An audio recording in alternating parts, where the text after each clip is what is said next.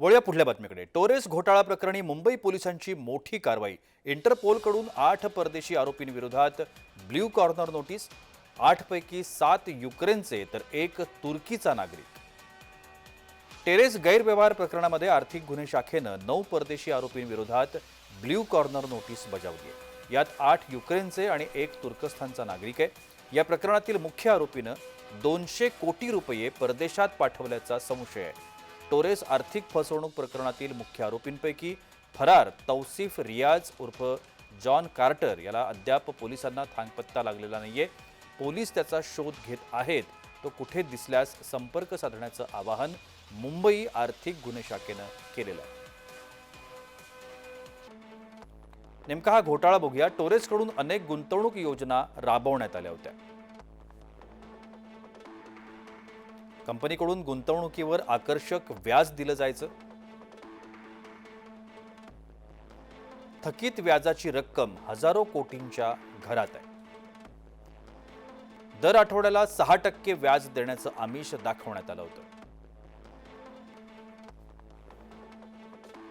मुंबई, नवी मुंबई आणि मीरा रोड या ठिकाणी कंपनीची अलिशान कार्यालय देखील उभारण्यात आली होती।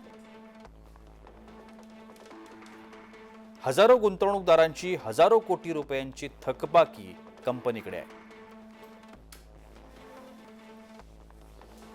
मुंबईसह ठाणे, नवी मुंबईत अनेक तक्रारी या संदर्भातल्या दाखल झाल्यात।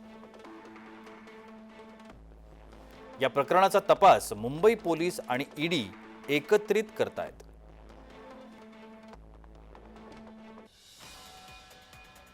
या घोटाळ्याची व्याप्ती अन्य देशातही असल्यानं आरोपींनी पकडण्यासाठी इंटरपोलच्या मदतीनं ब्ल्यू कॉर्नर नोटीस बजावण्यात आली।